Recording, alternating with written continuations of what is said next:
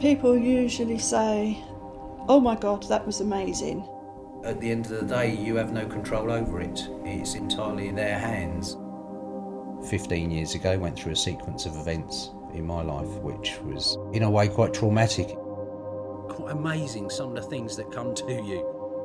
Since the transition over from being on the tools and in the cold every day and in the rain, it is incredible. It's not for me, I'm just the messenger. Every single person on this earth will have one profound moment within their lifetime which will make them think.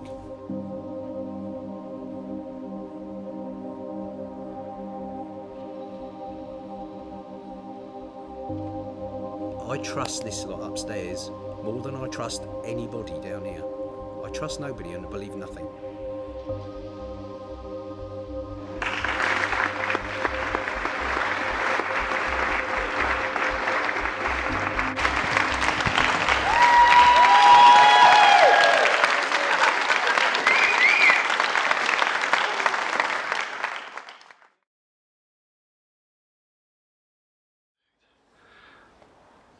Yeah, so it's ready. Should I go clap? Who's got the clap? Sorry, couldn't resist. My name's Martin Hopgood. I'm a psychic medium. Tell us the story. Tell us how you got to where you are now. A long story. My life changed quite dramatically from when I was on the tools, working as a builder, carpenter, decorator, etc. That changed really when I lost Dad and lost Mum, and obviously the wife leaving me with the 5 kids to bring up. That changes your life dramatically. And that was it really. All of a sudden I started to go back to card reading, but as I did so, I was beginning to sense and hear things and see things that you don't normally see, to be honest. I tend to go into my own little world when I prepare myself for this sort of work. Just take myself away from everything that's around, everything, all the organisation that goes on behind the scenes. You have to separate yourself completely and put yourself in another place. It's making me very, very tight across here. Please bear with me, honey. Let's see what we can find, all right? How do you feel about the reading here today? Nervous, as we always do. Once again, I always sort of get nervous before a demonstration. I always get nervous before reading. It's also brought forwards to you, realising how you actually help people. I know you do it, but it's brought it right to the front. I'm Jackie McCarthy. I work at primary school in Eastbourne and I also help Martin out as his PA. I started helping Martin, it was this year, I think it's about July time, because he was getting sort of inundated with requests for readings and he can't book people in all the time while he's supposed to be reading, so I suggested that perhaps I'd help him out. And it's really has helped, I think, because he can now concentrate on readings rather than phoning people, texting people, etc. So he's free to do what he's supposed to be doing. It's right. Yeah. It's right. My kidneys are playing up and they're hurting me, and it feels very much like I've got problems with my waterworks. That's what it feels like. And I know this is a renal thing, so it is in connections to kidneys and all right. I used to be sceptical years ago because I'd never really understood what it's all about, spiritualism. I used to think it was a load of old nonsense. How can you talk to dead people? And then I met Martin, he gave me a reading, and now I believe totally. I know that this little one's come for somebody either within this room or somebody who needs to pass this information down. In a nice way, he tells you it as he gets it. He doesn't fluff it up, doesn't make it something it isn't. But he's never rude, he never offends anybody. I've got to be honest, it really does feel like he's missing her quite a lot. Well, I like that. If I'm getting a message from people upstairs, I want it as it is. I don't want him to make it into something it isn't. That's very odd because they're taking me to when my mum passed, which was the 9th of January. So there's something around this number 9 and the January being important or quite significant to you personally. Sometimes you get the same clients every so often, perhaps every 3 months, every 6 months, etc. They like to come along and just to make sure really, and just to give them confirmation that their loved ones are still there, still with them, and not that they're going anywhere, but that's what they like, that's what they prefer. But then you get the other type of reading where people want to know what's going on in their lives, and that's when you work on another energy. A lot of it is healing more than anything, healing of the mind, confirmations that their loved one has not gone forever. I think a lot of it is probably to do with the grieving process. It helps the grieving process. My approach to people that have never had readings done or don't even believe in the spirit world and don't believe that our spirit is eternal and everything else, because I get every scenario. So my approach to that is sit down with me for an hour and allow the spirit world to tell you things about you, your life, your family, your loved ones, with accuracies, with concrete evidence that there's things there that only you would know that I can't guess at. A medium is a particular type of psychic. It's someone who claims that they can actually communicate with the spirits of the dead. And I think that in the vast majority of cases, although there are some deliberate fraudsters, I would say that, just from on the basis of my own personal experience, that most people who think they've got mediumistic abilities are sincere. They really genuinely believe they can communicate with the dead, as do a lot of their clients. Just because everybody involved is sincere doesn't mean that they really are actually communicating with the dead. I think it might be a wee break.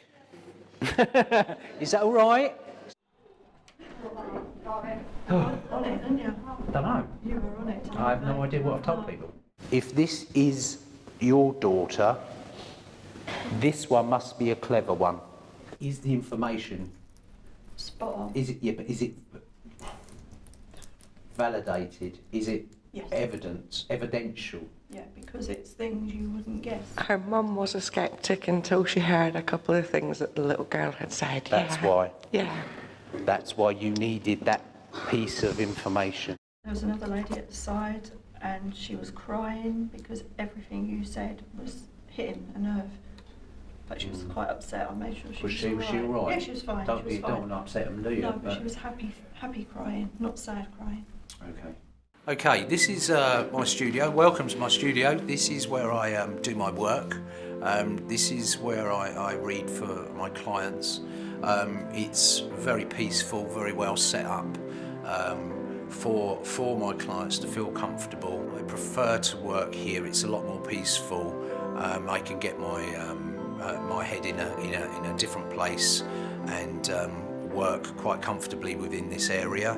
I've eliminated any contact with my client, really because the client can then not question whether she's been researched or he's been researched before they've arrived. I know I need to come forward, up to date, because they won't let me go backwards, because this is about you by all accounts.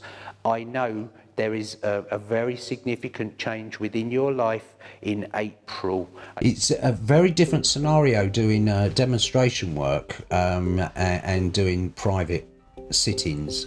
On demonstration work, the spirit world will not come with delicate personal information. On a private reading, private sitting, that's very, very different, because they will come with personal information. A half an hour before my client arrives, I sit down, empty my mind of all my troubles and worries, and allow the spirit world to step in. So I know that there's a certain amount in my mind here that's quite hidden. The reactions from the clients are varied, obviously. Certainly from some of the skeptics. When they're sitting in front of me, they don't tend to give a lot away. I know I need to acknowledge also a chain here, and it feels quite dainty. My name's Steve Michael.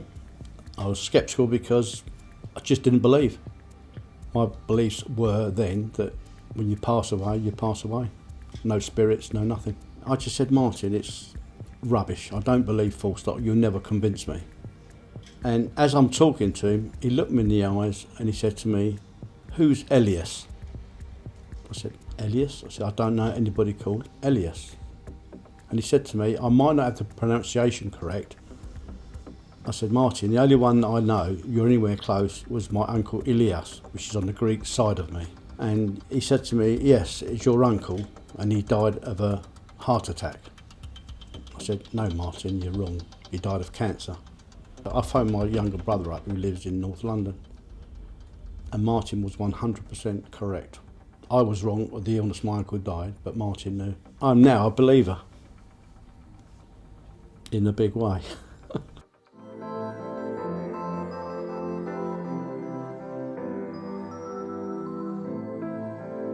The decoration of the room is very simplistic. It's very minimalist. I personally, in my own life, prefer not clutter, but therefore a cluttered place is a cluttered mind. Generally, people prefer this place because it is very peaceful, very calm, and it feels a very spiritual place. The music I play is very meditative, but it's more of a calming of mind as well. It's the ambience of the room makes all the difference in regards to people's sit-ins.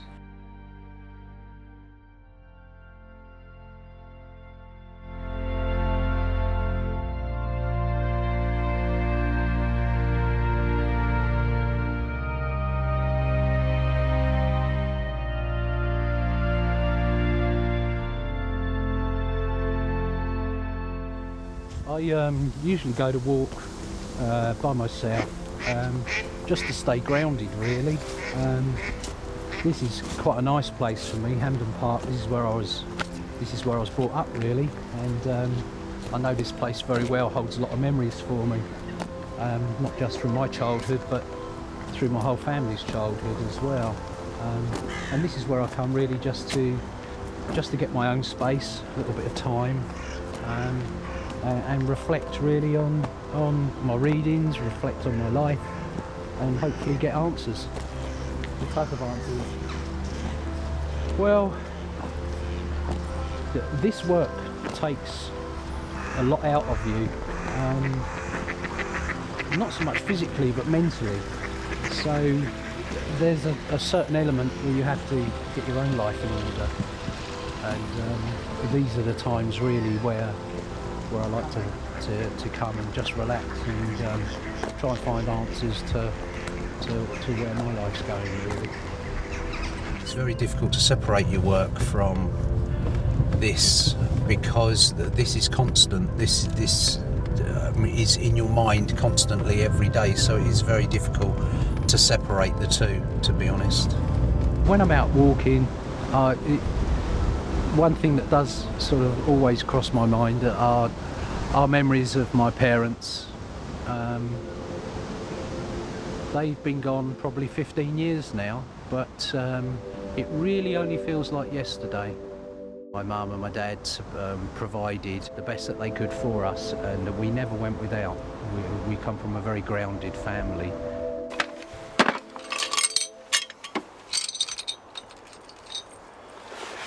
So do you have any children? I've got 5 children, 6 grandchildren. They're all pretty good, pretty grounded kids. That's pretty much it, really. They're pretty good. They're pretty level-headed children. They understand completely my work now. I think it was a bit of a shock in the beginning, but they fully appreciate what I do now. I know he's making me aware of Mum being in this world, this side, here. The number 7 and 8 is important. It feels like that this may be an age. I'll be honest, I was a little bit of a black sheep out there. I sort of went off the rails just a little bit for a few years, and but again, this has brought me back into it. I knew there was something different. I knew there was, but I just didn't know what it was. And of course, you follow pretty much what you're used to and what you're encouraged into, perhaps. The kind of evidence that would actually satisfy scientists is, some people would argue, maybe very, very difficult evidence to obtain. But none of it, so far, to date, actually meets strict scientific criteria that would compel any reasonable person to say, yep, that's it, it's been scientifically proven. When I go on my walks and you do come across some of the public, there are times when you receive information for them. It's a bit awkward sometimes. It happens in supermarkets, it happens wherever you are, but ultimately this isn't something that you can approach people with.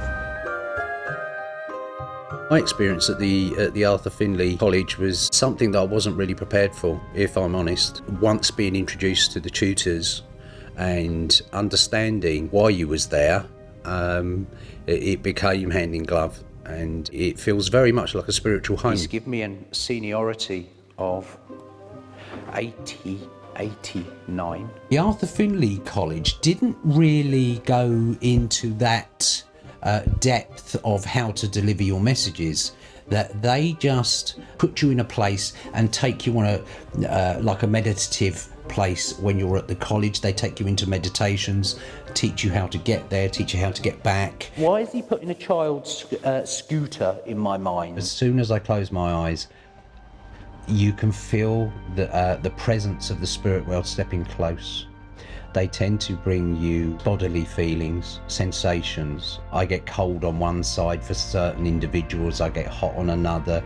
My fingers go cold for children. There's so many sensations that you go through. There is a technique known as cold reading, and this is a technique that is used by deliberate con artists to fool complete strangers that they know all about them.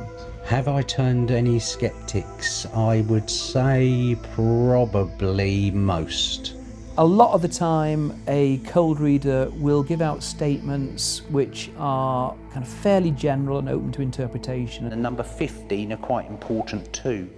These are, again, birthdays, passings, anniversaries. And so the person who's listening to them is the one that's actually making them more specific in the way they interpret them. I know very much here. I have to still, he won't take me away from Mum. And it feels like I've got lots of comfort around her. The information today's come across pretty difficult in my mind, but I can only tell them what they, what they tell me to tell them. I do have a lot of friends who are skeptics. A lot of friends who are skeptics. They all think I'm crazy. They all think I should be locked up. But happy days, really. It's what I do, it's who I am, and it's what I've become. If I've done the best I can at my work, then that makes me happy. Providing my client's happy, that makes me happy. I think skeptics would love to be proven wrong, to be honest. I see a lot of it, and I see a lot of skeptical people. Once you understand who you are, the rest comes easy.